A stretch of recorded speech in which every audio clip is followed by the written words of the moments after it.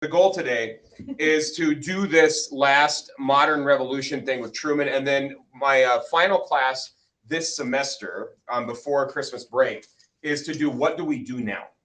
And so this, I want to get through. He's going to say, okay, how did we get here? This is his summary lecture. It's about 20 minutes long.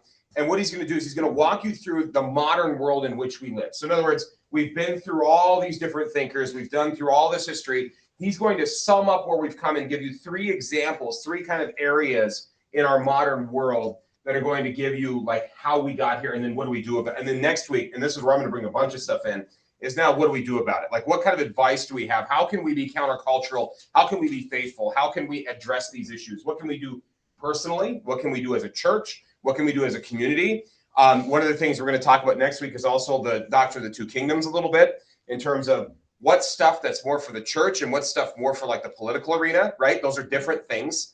They influence each other. I have a guy named Joel Bierman. He's a professor at Concordia Seminary in St. Louis, and he'll use his hands. He'll say something like, you know, if they're too mixed, we got a problem because now you've got the church telling, you know, the government telling you where to worship and how to worship. But if they're too far opposed, we got another problem, right? Because that means it's like they influence each other and they keep in their realms and you can't have one without the other in this life, but you got to be careful on this. So it's the doctrine of two kingdoms. So that'll come up next week as we rightly divide like how we do that. So that's kind of where we're headed. Next week is that. And then second semester, if you're wanting to stick around, is when we do critical theories. So things like when you hear things like critical race theory or critical gender studies or intersectionality or problematizing or oppression and privilege and fragility and all these weird terms that are being thrown out there, that's what we're going to do next. That's the next section. So now that we've established how individuals look at themselves, which is this, now we get to see how individuals look at themselves in society and how society organizes itself, and we go bigger. So a lot of the stuff you've heard in the news, this is the stuff that almost everybody assumes without even thinking about it. Right, that's kind of why I'm doing this first. When we get to the second semester, then it's really, we're going to do some Bible study, because what happens is you hear words like oppression or justice or those terms, and what do we mean by those terms and what does the world mean by those terms are sometimes very different things. Because the Bible, if you read the Old Testament, is all about the oppressed sometimes, especially like books like Amos, you know, let justice flow. You know, Martin Luther King Jr. made that very famous in one of his speeches. But what people mean by those terms, how do you define justice, right, is going to be a big thing. How do you define oppression, right? How do you define injustice is going to be a thing. So we'll use Vodi Bakum, that African-American pastor. We'll look at him a little bit. We'll look at, there's about 3 or 4 books written about this, some better than others that are really, really helpful. One's called Why Biblical Justice is Not Social Justice. That's an interesting one. That's intentionally provocative. Another one is about reaching out without compromise. That's another good one, and it's very compassionate, and it talks about 2 different versions of what social justice actually is. We're going to go through all that stuff because how you view yourself is then going to look at society at large. It'll make a lot of logical sense, because if you view yourself as an inherently, for example, a woman trapped in a man's body and society's oppressing me, now when you organize yourself together and there's a whole group of you and you advertise this in the political sphere, you get things like critical gender studies. Right? You see what I mean? Because it's like that, in order for that to be a legitimate source of inquiry, you have to assume certain things about yourself first, right? So that's why this is foundational. And then we'll talk about what the church can do and what we as individuals can do throughout the semester. So this should be kind of fun. Today, he's going to sum this stuff up. You'll recognize those first 4 points that you have underlined there. And then this first one in law, we're going to spend some time on this one. Hopefully I can get through most of this. If not, it's okay if we end on this next week, because it's, again, what we're going to do about it anyways. But I think we're going to get through most of this. But the stuff on the law in particular is going to take a second.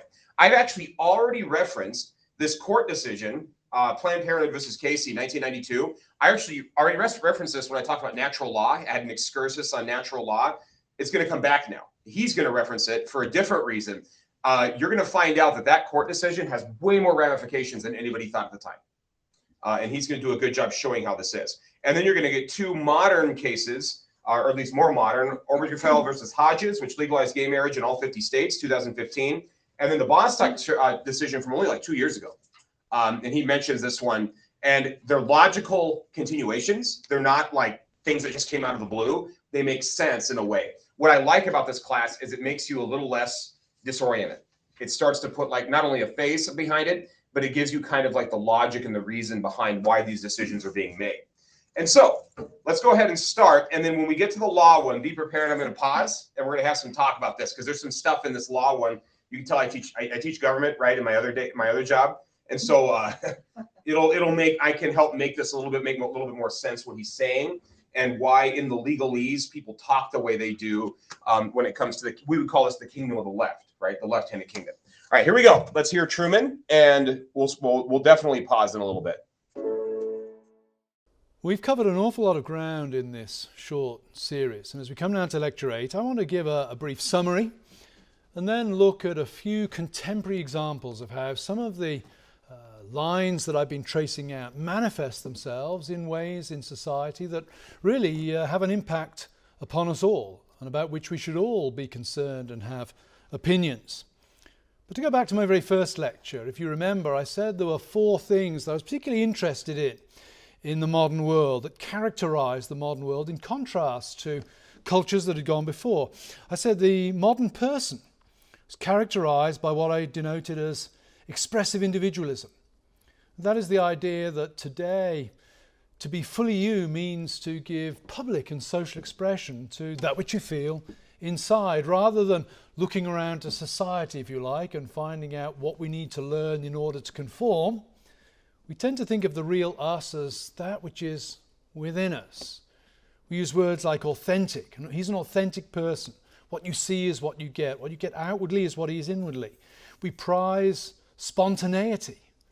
People who do things, apparently because it just wells up from within them. Expressive individualism. And we see the roots of that, said in Rousseau.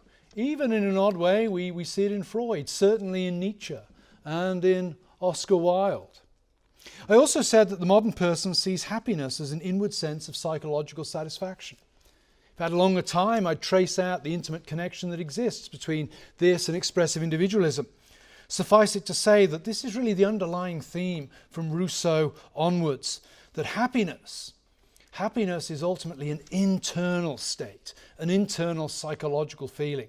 Even Marx's concept of alienation touches on that kind of notion of happiness as well.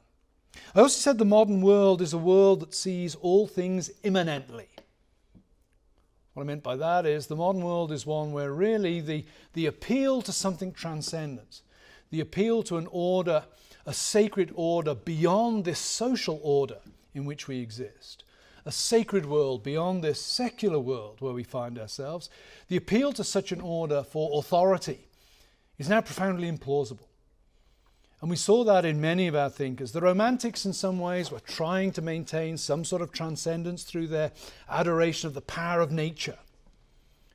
But certainly when we come to Marx and Nietzsche, Freud and Reich, we have profoundly immanent thinkers.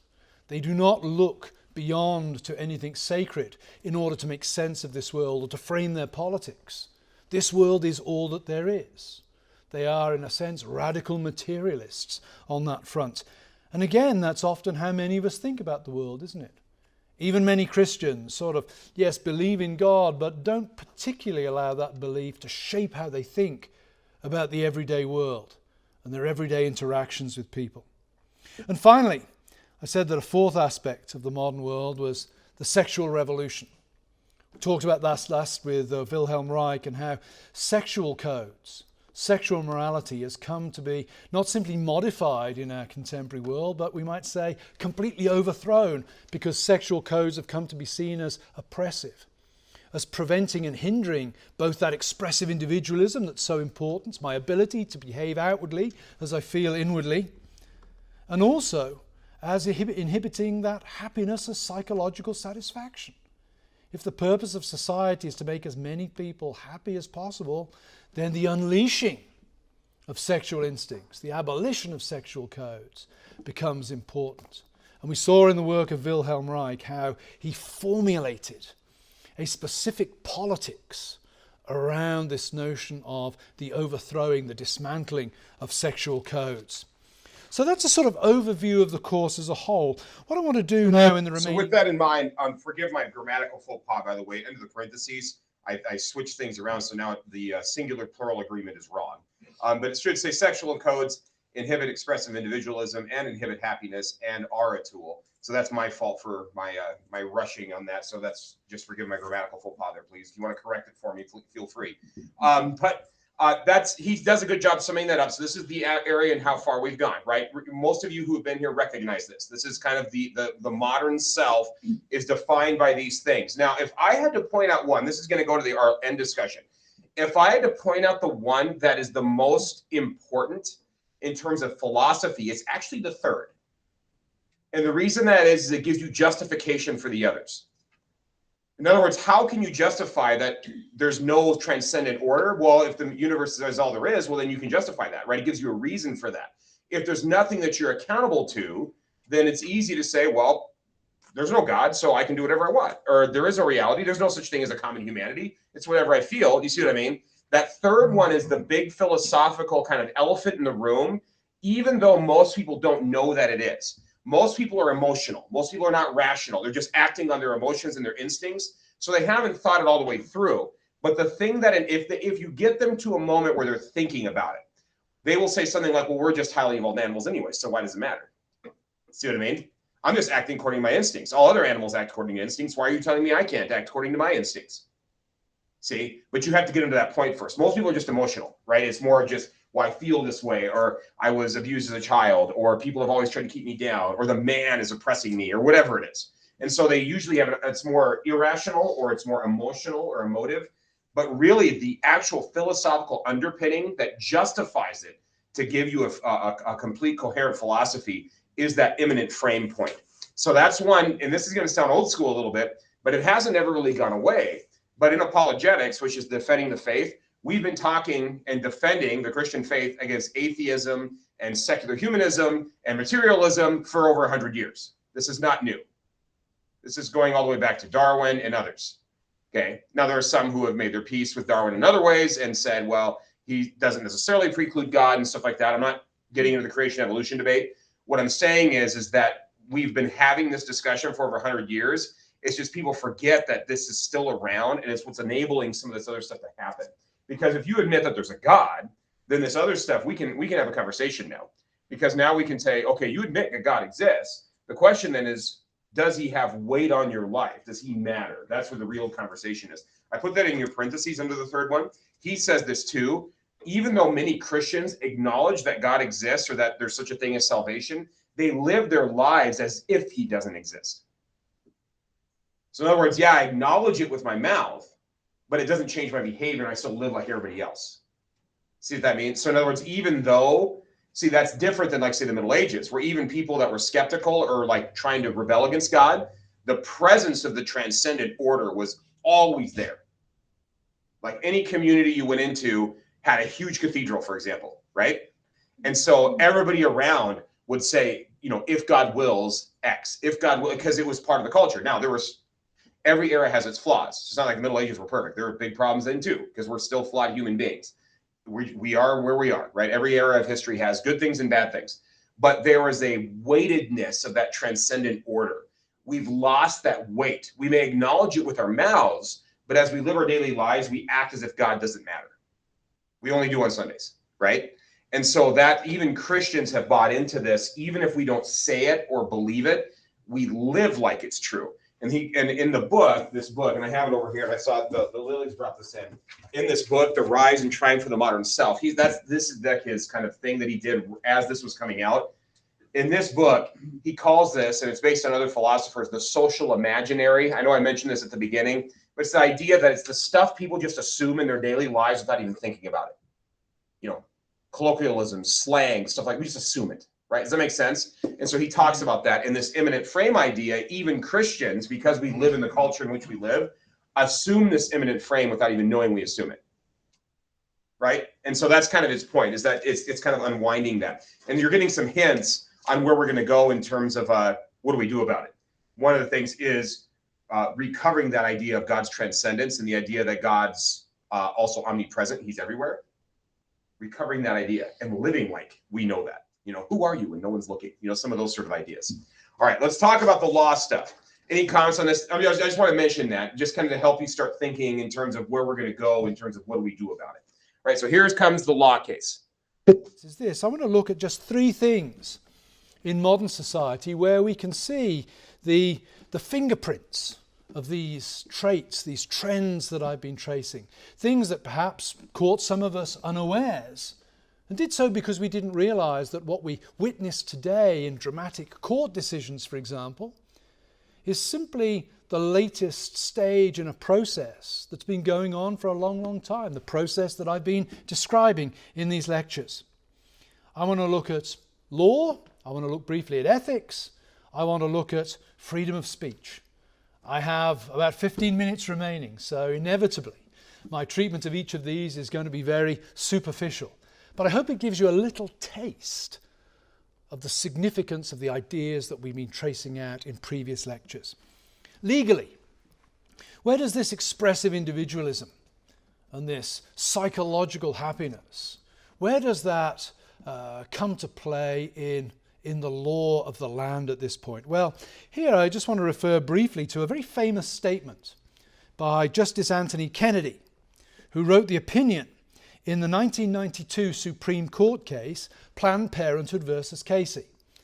Bob Casey Sr., Governor of Pennsylvania, had written into law a rule that placed some restrictions on abortion clinics, and Planned Parenthood brought a case against him that went all the way to the Supreme Court. And in the judgment in favor of Planned Parenthood and against Casey in this matter, Anthony Kennedy penned these lines: "At the heart of liberty is the right to define one's own concept of existence, of meaning, of the universe, and of the mystery of human life.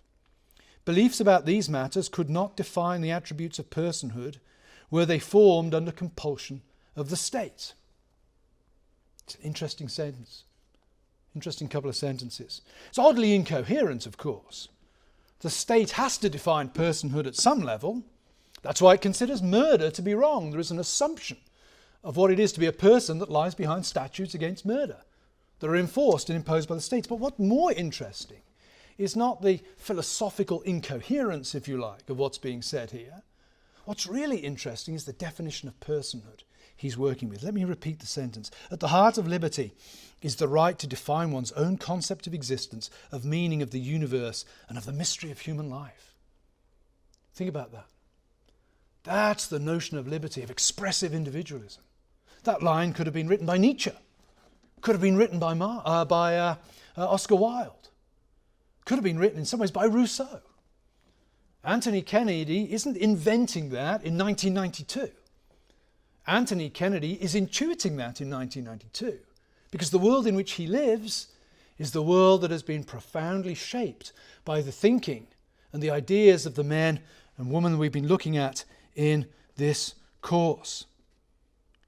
It arises out of a culture where liberty, where freedom is understood as self-determination, where meaning is defined by the individual, and where really underlying it are notions of authenticity and psychological happiness that are being allowed to trump everything at this particular point. What that ruling, Planned Parenthood versus Casey, does, we might say, perhaps provocatively, is it establishes in law the kind of expressive individualism we noted in Lecture 1 and traced in subsequent lectures. And that ruling has been foundational to subsequent Supreme Court judgments, particularly relative to the sexual revolution. Think of gay marriage judgment, Obergefell versus Hodges, 2015. It's essentially predicated on the rights of the individual to be happy in the way they choose, and the obligation of the state to affirm them in that. Again, that ruling rests on expressive individualism. Make no mistake, at this point I'm not expressing either approval or disapproval of that ruling. I'm simply saying that that ruling could only have arisen in a culture where the kind of transformations that I've been describing in this course had already taken place and were deeply embedded in the intuitions of how we all think. More recently, the Bostock ruling, 2020. That's taken the logic of Anthony Kennedy, the logic of expressive individualism, to its logical conclusion. It's predicated on the separation of sex from biological gender. The physical makeup of the body does not define who you are. It's what you feel inside that really counts. That's where reality is truly to be found. What we see around us is the absolute triumph, if you like, of internal psychological conviction over any form of external authority. That brings me to the second area. That's law.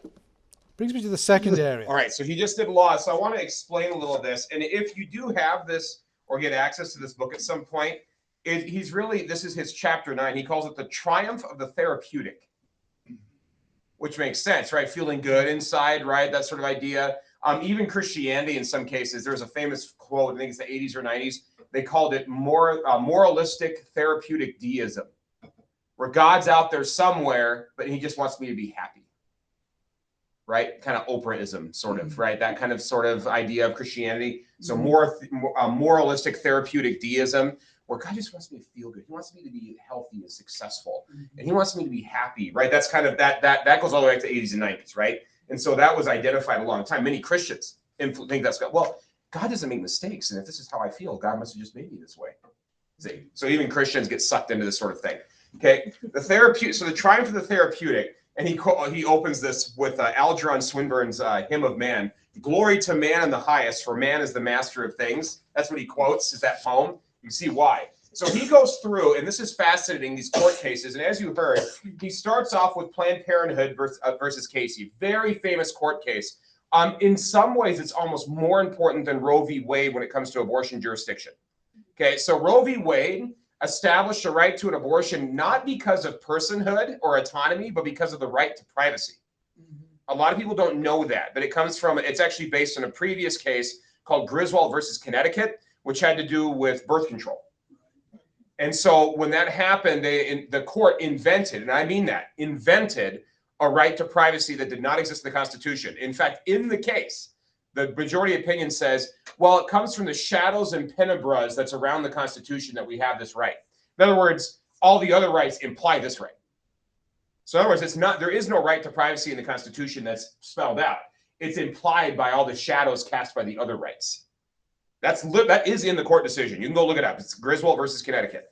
So based on that already existing decision from just a few years before, when you get to the early 70s and you get Planned Parenthood versus Casey, you then get this right to privacy argument. So it was not talking about reality. It wasn't talking about the nature of personhood. It wasn't, you get what I'm saying? It only was based on the right to privacy that was established in Roe versus Wade.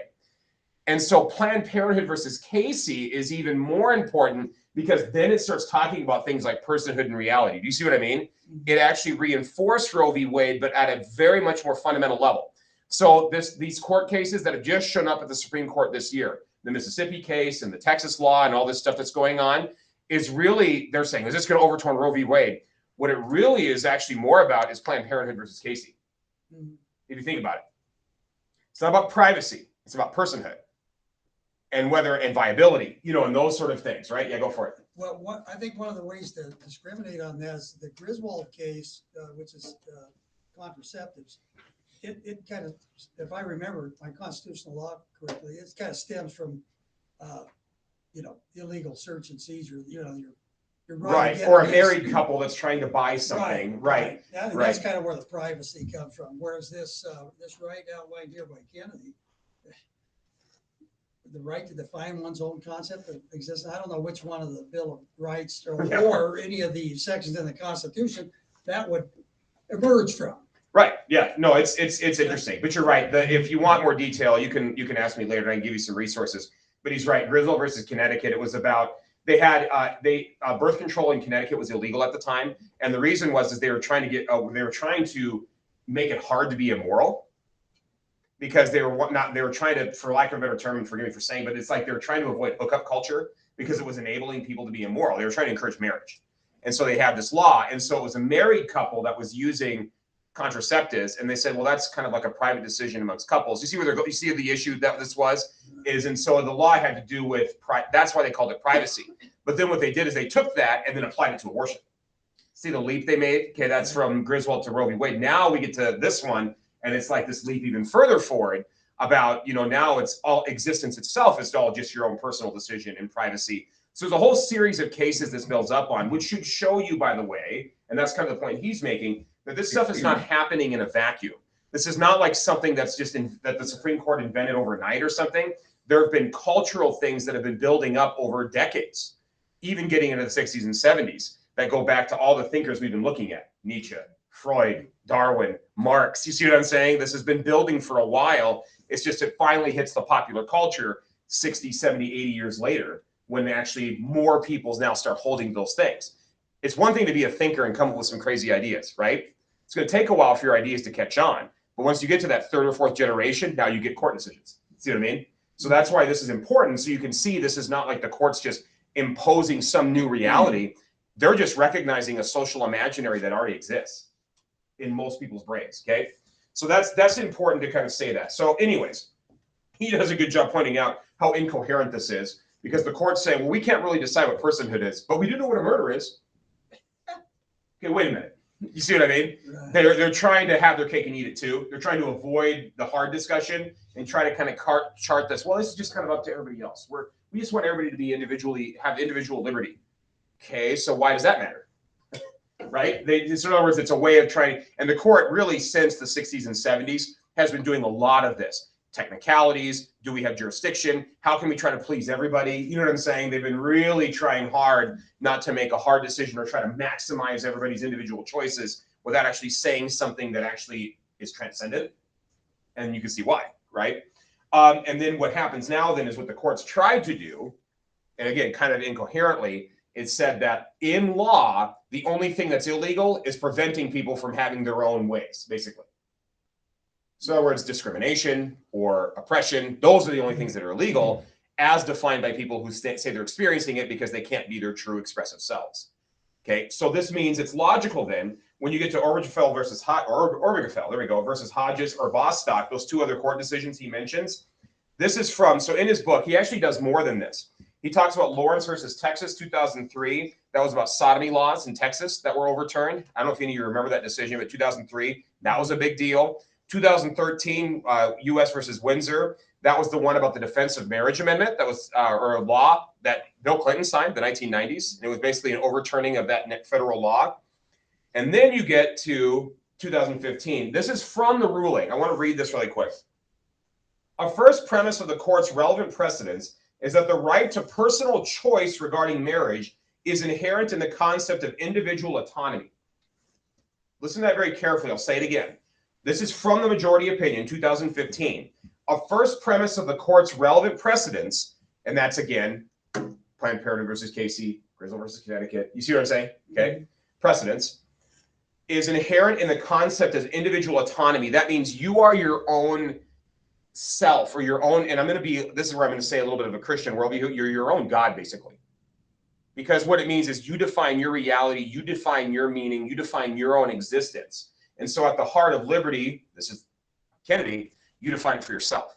And so from a Christian worldview, this is where I'm going to point this out. You have become a God unto yourself at this point because you determine your reality, not what God has made you to be, not what the universe says you are, not what society says you are, or what your community says you are, or what your parents even say you are.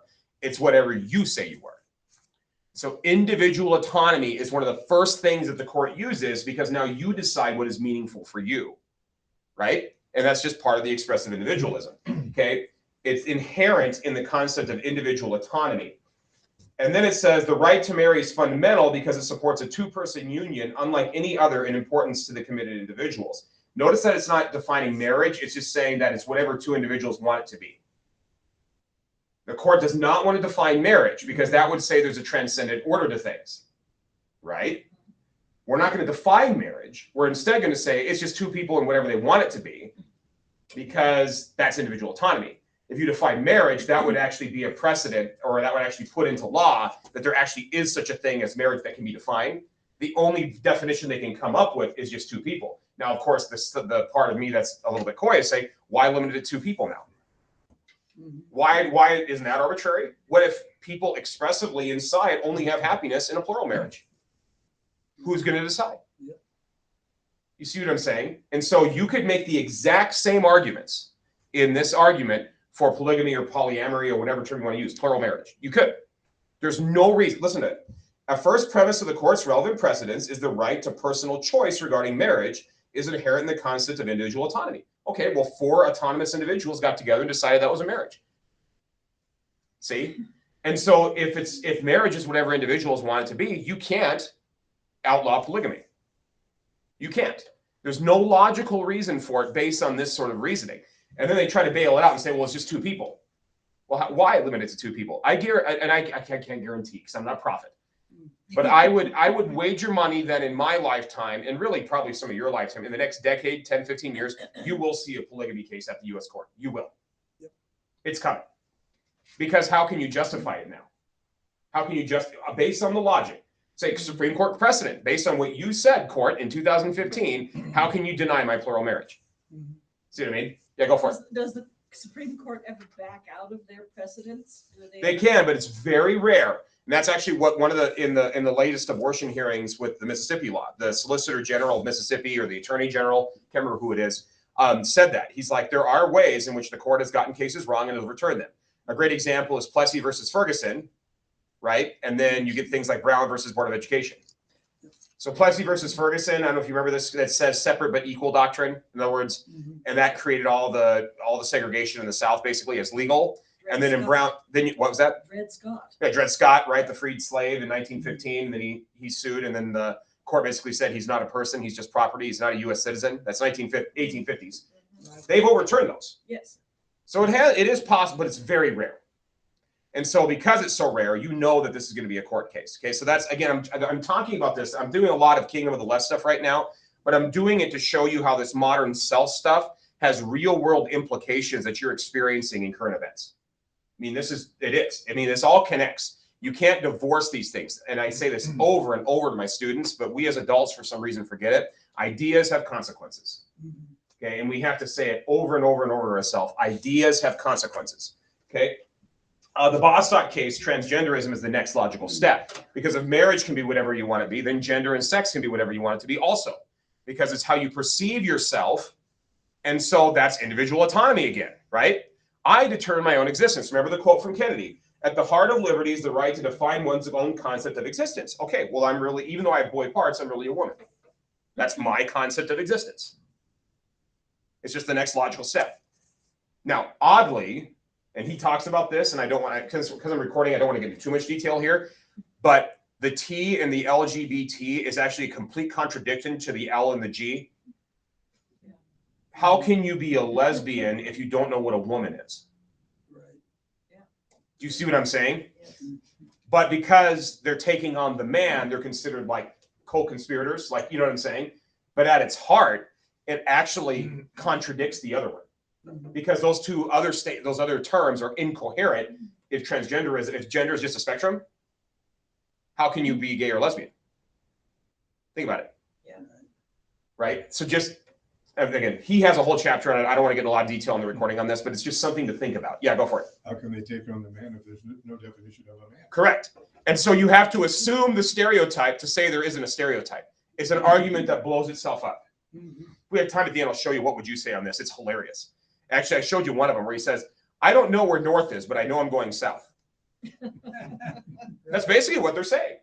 It's not a coherent statement, but you have to buy it because of expressive individualism and inner psychological happiness, even if it doesn't make sense. Doesn't matter if it doesn't make sense. What matters is if they're happy. Because that's the real thing. Doesn't matter if it's incoherent. Doesn't matter if it's not good for them. Even if you want to try to give puberty blockers to a 15-year-old, right? Even if you think that's wrong, it's not your choice. It's their choice because it's their autonomy, their reality. You can see where this all over real world implications. Radical onset gender dysphoria. You ever heard that term before? Some of you might. It's a thing, especially girls. It's the awkward phase. All of a sudden deciding that they're not really girls. Just all of a sudden. There's been studies done on this, and actually, thankfully, there's been some pushback in like pediatricians and others that have pushed back on this. But I mean, it's a thing. World Magazine, Christian Magazine had a whole article on this. Radical onset gender dysphoria, where girls at like that 12, 13, 14 range all of a sudden decide their boys. Okay. And what I like to tell, I've told my high school girls when they're like seniors, it's like, You were never at an awkward phase, were you ever? You know, and they get my point. You know, they're like, so wouldn't it have been kind of harmful if your parents would have said, "Oh, maybe they are really a boy. I should stop their puberty right now." And even my high school girls are like, "That's awful." Like even they admit that that's wrong. Like without it, they don't even have to think about it. My high school seniors are like, "That's the worst." They're like, "Why would you ever do that?" Even some of my most like more progressive ones that aren't necessarily from Grace, you know, but they're in the high school, even they recognize, yeah, no, that's a problem. Even they're recognizing that that's a bridge too far. But my point to them, and this is where I bug them, and it's just like, well, why is it wrong? You're saying it's wrong, and I agree with you, but why? Because now you've got another worldview issue, right? Because so that's my way of messing with them a little bit. It actually works pretty well. Usually they appreciate that. So my government class usually is pretty fun, and my apologetics. I teach both apologetics and government for the seniors, and it's awesome because I get them in both the kingdom of the right and the kingdom of the left, and they get to see how we make all these connections. It's kind of fun. So they get mad. Second semester, I like closing all the circles, and they start seeing all the connections, and some of them get mad. It's fun. All right. Anyways, so you're getting the idea of why this is important in law, and you could go through a bunch of other court cases, but again, and it's not, again, the biblical worldview. This is a Sunday school, so I want to kind of emphasize the biblical worldview on this. And in Romans 1, I'm going to keep coming back to Romans 1. If there's a passage to read about our time, it's Romans 1, where people worship the creation instead of the creator. Right? Yeah. Professing themselves to be wise, they became fools and exchanged the image of the immortal God with an image created in man, right? So it's this Romans 1, they exchange it for themselves. And then what does God do? He gives them up. He gives them up. And in the King James, it says a reprobate mind. Yes. I'll never forget that phrase, a reprobate mind. In other words, they've corrupted themselves, that they're broken in their thinking. And then you look at the world you live in, and we're seeing Romans 1 in action, even in the force of law. Okay, so if there is a scripture passage you should just read back and forth. Paul uses words like natural and unnatural. Oh boy, don't say that. See, he does. He says yes. Natural and unnatural, because that assumes that there's such a thing as natural for everybody. That's a transcendent order. You can't have a transcendent order because otherwise you're accountable to that transcendent order. You can't say the word natural. Instead, it's, well, that's what's natural for you. Your truth. Yeah, your truth, or what's natural and it's about feelings, not about natural law, but feelings. We'll get to that when we get to the things to recover. One of the things that what we need to get better at, and the Roman Church actually has helped on this, at least their official statements, not all their statements, but the official statements, they're really strong in natural law. And so they have some resources and stuff there I'll point you to that might be helpful that way, as far as that goes. And we have that in our tradition. We've just forgotten. Lutherans have had natural law since the beginning. I have a whole book on this from Concordia, actually, about natural law. And we just lost that because our culture doesn't talk that way, because of that social imaginary. All right, so you can see that I have that underline. What you feel inside is now where reality is found, and now the law has to enforce this and stop those who prevent it. So if you try to get, if you disagree, for example, on some of these things, it's because you have a phobia. We're going to psychoanalyze you now, right? So it's the reason you don't like those people that are, dressing, they're not conforming to their biological sex, is because you're transphobic. The reason you don't like gay marriage is because you're homophobic. The reason you don't. So we're going to psychoanalyze you and explain it away, because nobody in their right mind could possibly disagree with this, because after all, reality is just what everybody wants it to be. That you would say that your reality is also true for them, that's oppressive. So something must be wrong. You must be hateful, or you must be, right? See how that works? So again, it has consequences.